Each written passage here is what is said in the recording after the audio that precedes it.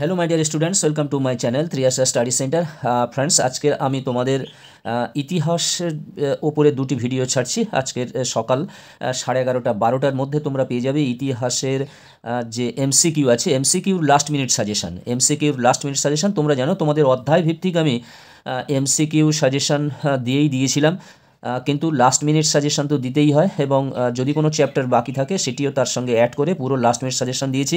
এবং এই লাস্ট মিনিটের মধ্যে আমি যে পদ্ধতিতে দিচ্ছি, যে সিস্টেমে দিচ্ছি, তোমাদের প্রথম পর্যায়ে এবং দ্বিতীয় পর্যায়ে, প্রথম পর্যায়ে যে প্রশ্নগুলি থাকবে সেগুলি থেকে আসার সম্ভাবনা বেশি প্রবল। সেই প্রশ্নগুলি তোমরা 100% তোমরা তৈরি করে রাখবে এবং বাকিগুলো তোমরা পড়ে রাখবে। বন্ধুরা, এসো আমরা একটু বড় ভিডিও হয়ে যাবে, লং ভিডিও হতে থাকবে, কারণ লাস্ট মিনিট সাজেশনগুলো একটু বড় হয়, কারণ আমি এমসিকিউটাকে কেটে আবার দুটো ভাগে ভাগ করতে পারি না। সেই জন্য আমি জাস্ট তোমাদের দেখিয়ে দিয়ে যাব, অধ্যায় ভিত্তিক আমি তোমাদের দেখিয়ে দিয়ে যাব প্রথম পর্যায়ে, তার পরের বারে আবার দ্বিতীয় পর্যায়ে আমি দেখিয়ে দিয়ে যাব, শুধু ছবিটা দিয়ে যাবো এবং মাঝে সাঝে এক একটা প্রশ্ন আমি কমেন্ট করব। এসো বন্ধুরা, তার আগে বলি, তোমরা যারা এখনও চ্যানেলটি সাবস্ক্রাইব করোনি অবশ্যই তোমরা চ্যানেলটি সাবস্ক্রাইব করে রাখো ফিউচারে, ভবিষ্যতে আরও ভিডিও পাওয়ার জন্য। আমি তোমাদের সমস্ত কম্পিটিটিভ প্রতিযোগিতামূলক পরীক্ষার জন্য আমি তোমাদের কন্টিনিউ এই উচ্চ মাধ্যমিক পরীক্ষা দেওয়া হয়ে গেলে এই ভিডিওর সঙ্গে সঙ্গে আমি কিছু জিকে এবং কারেন্ট অ্যাফেয়ার্স তোমাদের জন্য ছাড়তে থাকবো। অতএব খুবই খুবই খুবই গুরুত্বপূর্ণ আজকালকার দিনে জিকে এবং কারেন্ট অ্যাফেয়ার্স। এই প্রশ্নগুলো যেন প্রত্যেকটি পরীক্ষাতে আসে এবং তার সঙ্গে সঙ্গে কিছু কিছু ইংলিশ গ্রামারও চলতে থাকবে। এসো বন্ধুরা, আমরা প্রশ্ন উত্তরগুলো আমরা পড়ে নিই। এসো আজকের 8টা নাগাদ, 7:30 8টা নাগাদ তোমাদের আরও একটি ভিডিও যাবে, এই ইতিহাসের উপরে একটি এসএ কিউ সাজেশন যাবে। তোমাদের এই ইতিহাসের উপরে লাস্ট মিনিট সাজেশনটা আজকের তোমাদের এমসিকিউ এবং এসএ কিউ করে আমি শেষ করে দিতে চাই, কারণ এখন ফিলোজফি বাকি রয়েছে। নেক্সট এবারে হয়তো ফিলোজফি, এডুকেশন এগুলো পরপর আমার দিতে হবে, সংস্কৃত, জিওগ্রাফি, অনেকগুলো সাবজেক্ট আছে। তাই বন্ধুরা, বলছি তোমরা অবশ্যই চ্যানেলটি সাবস্ক্রাইব করে নাও এবং বন্ধুদেরকে লিঙ্ক তোমরা শেয়ার করো। দেখো, একের দাগের প্রশ্ন, আর্লি হিস্ট্রি অফ ইন্ডিয়া গ্রন্থের লেখক হলেন, এখানে উত্তরটা আসবে ভিনসেন্ট স্মিথ। ভারত ইতিহাসে জাতীয়তাবাদী ব্যাখ্যাকার হলেন রমেশচন্দ্র মজুমদার। ছেড়ে আসা গ্রাম স্মৃতিকথাটি হলো দক্ষিণারঞ্জন বসু। বন্ধুরা, এরকমভাবে পড়তে গেলে ভিডিওটি অনেক লং হয়ে যায়, আমি তোমাদের জাস্ট দেখিয়ে দিয়ে যাচ্ছি। আর এই অধ্যায়গুলো তোমাদের কাছে নিশ্চয়ই আছে, প্রত্যেকটা অধ্যায় আমি ভিত্তিক দিয়েছি, তার মধ্যে থেকে যেগুলো ইম্পর্টেন্ট এবং ভেরি ভেরি ইম্পর্টেন্ট 2024 সালে এমসিকিউগুলো আসতে পারে, আমি সেগুলো প্রথম পর্যায়ে রেখেছি। দ্বিতীয় পর্যায়ে ফের আরেকবার করে তোমাদের দেখিয়ে দেবো এবং সেটা আজকেরই দেবো। তোমরা একটু ধৈর্য ধরে দেখবে আর তোমরা সমস্ত ভিডিওটা পুরো ভিডিওটা দেখবে, কারণ পরীক্ষার সময় গাফিলতি করবে না, তাহলে তোমরা প্রশ্ন উত্তরগুলো খুব ভালো করে পারবে এবং তোমরা ভালো নাম্বার পেতে সক্ষম হবে। দেখতে থাকো।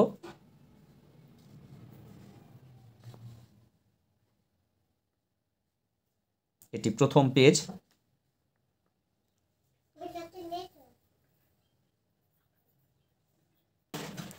তারপরের পেজটা দেখে নাও, 8 9 10 11। ইতিহাসমালা রচনা করেন জীবনের জলসাঘর কার আত্মজীবনী, 71 ডায়েরি স্মৃতিকথাটি রচয়িতা হলেন মণিকুন্তলা সেন। স্মৃতিকথাটি রচনা করেন লুভর মিউজিয়াম অবস্থিত, এবং ইতিহাস একটি বিজ্ঞানের বেশিও নয় কমও নয়। এই গেল তোমাদের প্রথম অধ্যায় থেকে প্রথম পর্যায়ের প্রশ্ন। এবারে এসো দ্বিতীয় অধ্যায়। এবার দেখতে পাচ্ছ দ্বিতীয় অধ্যায়ের নামও দেখতে পাচ্ছ, নবিংশ ও বিংশ শতকে উপনিবেশবাদ ও সাম্রাজ্যবাদের প্রসার। Last minute. দেখো প্রথম পাতাটি দেখো, আফ্রিকাতে প্রথম উপনিবেশ স্থাপন করেছিল পর্তুগিজরা, ব্ল্যাক গোল্ড বলতো। যে নীতির মাধ্যমে কোনো শক্তিশালী দেশ অন্যান্য দেশের শাসন কায়েম করে তাকে বলে নতুন বিশ্ব শব্দটি প্রথম ব্যবহার করেন ভাস্কো দা গামা। ভারতের কোন বন্দর প্রথম পদার্পণ করে? ভারতের কোন রাজ্যে প্রথম ইংরেজরা রাজনৈতিক আধিপত্য প্রতিষ্ঠা করে? কারা ইন্দোনেশিয়ার উপনিবেশে স্থাপন করে এবং ইন্দোনেশিয়া ওলন্দাজদের হাত থেকে স্বাধীনতা লাভ করে? কত খ্রিস্টাব্দে সম্মিলিত জাতিপুঞ্জের সদস্য পদ লাভ করে? এটি প্রথম পর্যায়ে। আরও দু একটি প্রশ্ন আছে, ওইদিকে দেখে নাও। দ্বিতীয় অধ্যায়ের নেক্সট পেজ দেখতে পাচ্ছ, 9 দাগে ইংরেজ ও ব্রহ্মদেশের মধ্যে ইয়ান্দাবুর সন্ধি স্বাক্ষরিত হয় কত খ্রিস্টাব্দে? Imperialism the highest stage of capitalism গ্রন্থের লেখককে। পুঁজিবাদের জঠরে সাম্রাজ্যবাদের জন্ম উক্তিটি কে করেছেন? এবং ইম্পেরিয়াম শব্দটি হলো একটি ড্যাশ শব্দ। এই গেল দ্বিতীয় অধ্যায়। তোমাদের প্রথম অধ্যায় থেকে এমসিকিউ নাম্বার থাকে 2 এবং দ্বিতীয় অধ্যায় থেকেও এমসিকিউ নাম্বার থাকে 3। প্রথম অধ্যায় থেকে 2, দ্বিতীয় অধ্যায় থেকেও 2। এইবারে এসো আমরা তৃতীয় অধ্যায়টা দেখে নিই। এবার দেখতে পাচ্ছ তৃতীয় অধ্যায়। তোমাদের তৃতীয় অধ্যায়টির নাম হলো ঔপনিবেশিক আধিপত্যের প্রকৃতি, নিয়মিত অনিয়মিত রাজ্য। এই অধ্যায় থেকে তোমাদের এমসিকিউ থাকে তিনটি number very very important chapter তোমাদের এমসিকিউর ক্ষেত্রে, কারণ 3 নম্বর থাকে। তোমাদের তৃতীয় অধ্যায়ও 3 এবং চতুর্থ অধ্যায় 3 নম্বর এমসিকিউ থাকে। দেখো প্রশ্নগুলি দেখে নাও। ভারতের কোন রাজ্যে ইংরেজরা প্রথম রাজনৈতিক আধিপত্য বিস্তার করে? বোর্ড অফ রেভিনিউ গঠন করেন? কে কে বাংলা দ্বৈত শাসন ব্যবস্থার অবসান ঘটান? বক্সারের যুদ্ধে কে জড়িত ছিলেন না? 4টে অপশান আছে। বক্সারের যুদ্ধে জড়িত ছিলেন না সিরাজউদ্দৌলা। শিমোনোসেকির সন্ধি স্বাক্ষরিত হয়? চীনে ইউরোপে বাণিজ্যিক সম্পর্কের সূত্রপাত হয়? এবং শিমোনোসেকির চুক্তি কাদের মধ্যে স্বাক্ষরিত হয়েছিল? এবং ভারতে ফরাসি ইস্ট ইন্ডিয়া কোম্পানির গভর্নর ছিলেন? অ্যান্সার ওইদিকে আছে, পরের পেজটা আমরা দেখে নিই। পরের পেজের প্রশ্নগুলি দেখে নাও। Poverty and British rule in India গ্রন্থের লেখক হলেন? চীনে ইউরোপের বাণিজ্যিক শক্তির সম্পর্কে সূত্রপাত হয় বন্দরের মাধ্যমে? লর্ড কর্নওয়ালিস প্রবর্তিত ভূমি রাজস্ব ব্যবস্থাটি হলো? পরের পেজে দেখো, কত সালে রেগুলেটিং আইন পাস হয়েছিল? বাংলার প্রথম নবাব ছিলেন? এশিয়ার কোন দেশ বিদেশি বণিকদের বিরুদ্ধে প্রথম পদক্ষেপ গ্রহণ করেন? বন্দিবাসী যুদ্ধ হয়েছিল? পিটের ভারত শাসন আইন পাস হয়েছিল? ভারতের রেলবোর্ড গঠিত হয়? টিয়েনসিনের সন্ধি স্বাক্ষরিত হয়? এবং রাওতওয়ারি বন্দোবস্ত প্রবর্তিত হয়েছিল? তৃতীয় অধ্যায়ের এটি ফার্স্ট পর্যায়ে প্রথম পর্যায়ের প্রশ্নগুলি হচ্ছে। এরপরে দেখো স্তম্ভ মেলানো রয়েছে দুটো, এই স্তম্ভ মেলানো দুটো ভালো করে তৈরি করে নেবে। তৃতীয় অধ্যায় শেষ হয়ে গেল। এবার এসো আমরা চতুর্থ অধ্যায় থেকে দেখে নিই। চতুর্থ অধ্যায়েও তোমাদের এমসিকিউ থাকে 3 নাম্বার। দেখতে পাচ্ছ চতুর্থ অধ্যায়। চতুর্থ অধ্যায় এর থেকেও তোমাদের 3টি নাম্বার থাকে। প্রথমে দেখো, বিরসালিঙ্গাম দক্ষিণের ড্যাশ নামে পরিচিত। গান্ধী প্রবর্তিত হরিজনের অর্থ হলো? তত্ত্ববোধিনী পত্রিকা প্রকাশ করেন? সিং চুই হুইয়ের প্রবর্তক ছিলেন? রামমোহন রায়কে রাজা উপাধি দেন? বর্তমান ভারত রচনা করেন?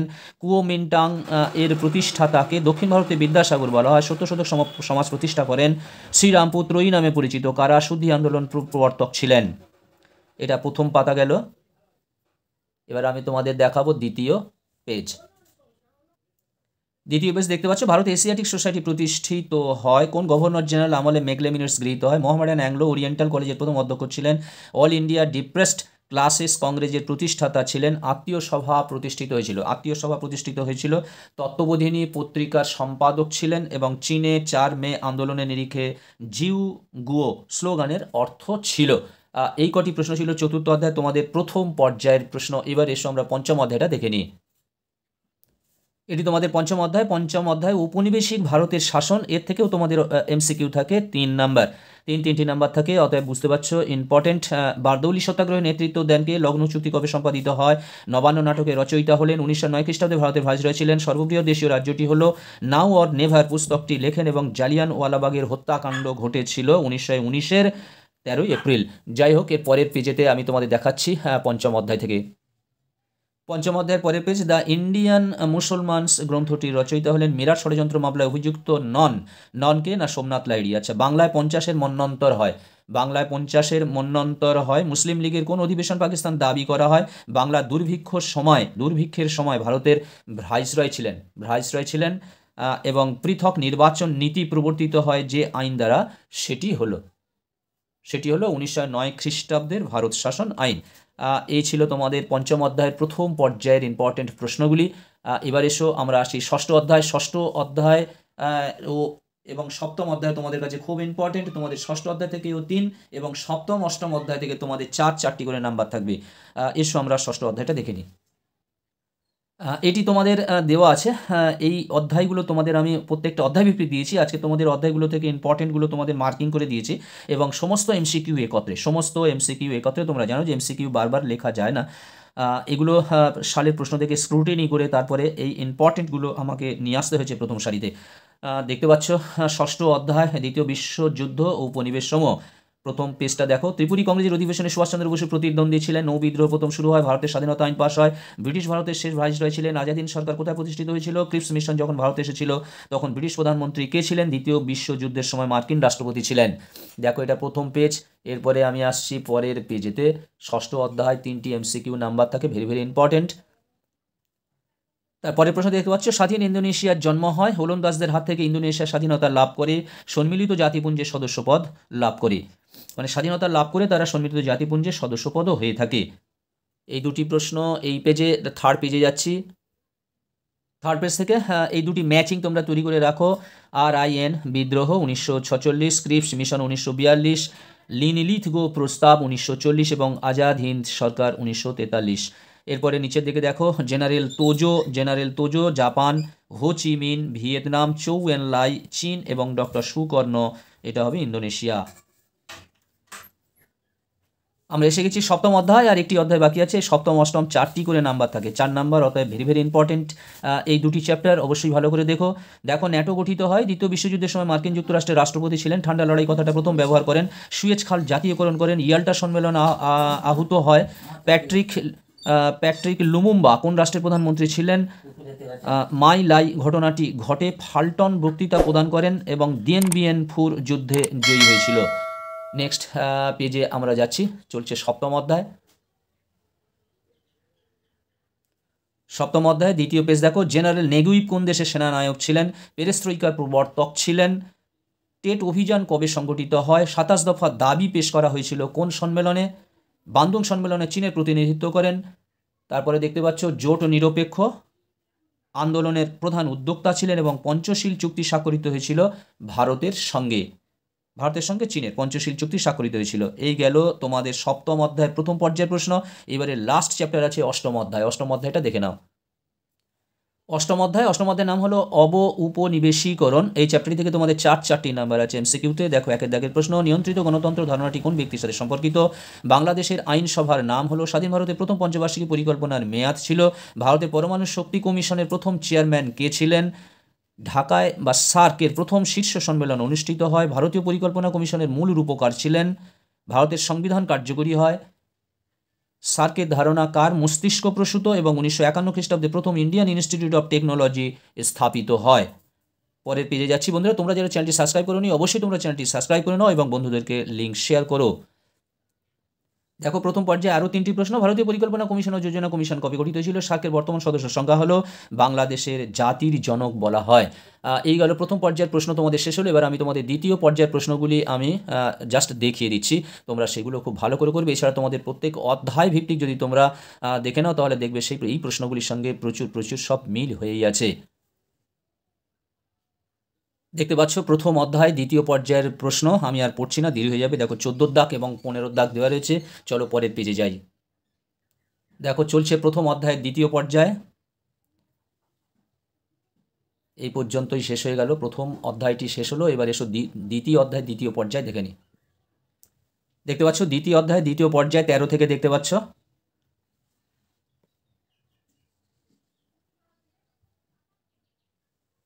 থেকে দেখতে পাচ্ছ এই পেজটা। পরের পেজে যাচ্ছি। এই প্রশ্নগুলি যদি অতিরিক্ত প্রশ্নগুলো যদি তোমরা করতে পারো তাহলে ইতিহাসে 90 থেকে 95 নাম্বার তোমরা কালেক্ট করতে পারবে।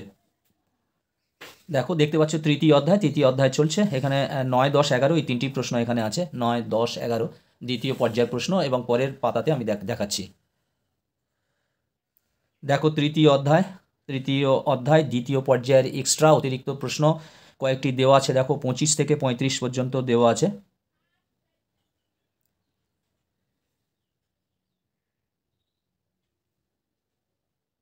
এবারে চলো আমরা চতুর্থ অধ্যায়ে যাই। চতুর্থ অধ্যায়ের দ্বিতীয় পর্যায়ের প্রশ্ন দেখো 19 থেকে রয়েছে। 19, 20, 21, 22, 23, 24, 25, 26 এই পেজেতে আছে। আবার আমি নেক্সট পেজেতে যাচ্ছি। এই চ্যাপ্টারটি অনেকটা বড় চ্যাপ্টার এবং প্রচুর প্রশ্ন আছে, যার জন্য আমি অতিরিক্ত প্রশ্ন একটু বেশি রেখেছি। তোমরা একবার করে অন্তত দেখে নিও। এটা তো এমসিকিউ, অসুবিধা হবে না। একবার করে তোমরা একটু দেখে নিও।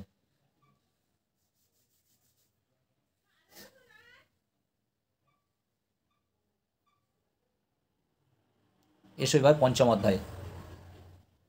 দেখতে পাচ্ছ পঞ্চম অধ্যায় 17 থেকে আছে তোমাদের 23, 17 থেকে 23 এটি গেল তোমাদের পঞ্চম অধ্যায়। দেখতে এবার ষষ্ঠ অধ্যায় চ্যাপ্টার 6 আছে তোমাদের 11 থেকে প্রশ্ন আছে। দেখো 11, 12, 13, 14, 15 এইদিকে আছে 16।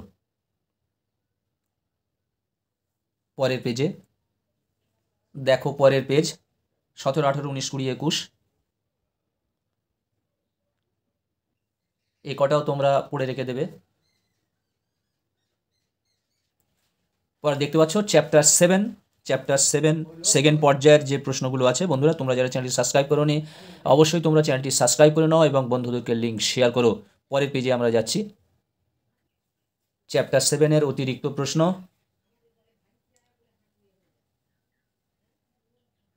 চ্যাপ্টার 7-এর অতিরিক্ত প্রশ্ন একবার করে দেখে যাবে। এবার চলো চ্যাপ্টার 8 শেষ অধ্যায়। দেখো অষ্টম অধ্যায় অর্থাৎ চ্যাপ্টার 8 থেকে দেখো 13 থেকে প্রশ্ন। ভারতীয় পার্লামেন্টের স্থায়ী কক্ষ হলো, এখান থেকে তোমাদের দ্বিতীয় পর্যায়ের প্রশ্ন। দ্বিতীয় পর্যায়ের প্রশ্ন,